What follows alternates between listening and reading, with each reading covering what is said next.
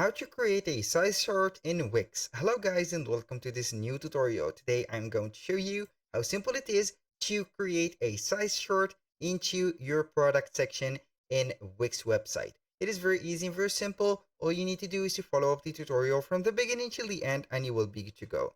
The first thing that you need to do is to head over wix.com. Then you need to access the site's dashboard after of course you have connected or signed in into your account. As you can see here, we have the sites. So we are going to choose one of our websites. Then we are going to set up any of the product. In my case, I will choose a product or a website right there. Then we are going to head over the dashboard of that specific website. All we need to do right there is to visit the catalog. Here we have the dashboard. Click on catalog. Then we are going to see the products. So let's see right there the products that we have in our store. I'm not going to skip that. So we are going to see here the products. I'm going to see a product, then we are going to click on it. Now, the product is set and ready. All we need to do right there is to hover right there a little bit down. Then we are going to add an info section. You are going to click on add an info section. So we are going to set here the title as size chart. Size chart like that.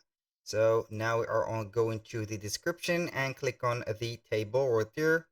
Click on it and set the rows and also the columns. For example, we are going to set up 3 rows, about 4 columns. You can set the header, which is the first row. So right there we are going to maybe stretch it up right there. Go ahead and set up, for example, the size like that. Here we have the width, for example.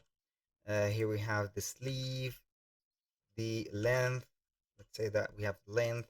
So we are going to set, for example, here S, then M, also L for large. Here we have the width of, I'm going to set up here the units between parentheses, also right there. I'm going to put here, for example, centimeters or inches, centimeters. For the small, we are going to set up the width of 30. For example, here we are going to set the length of 40. I don't know, here we are going to set for 55. Here we are going to set 65 maybe.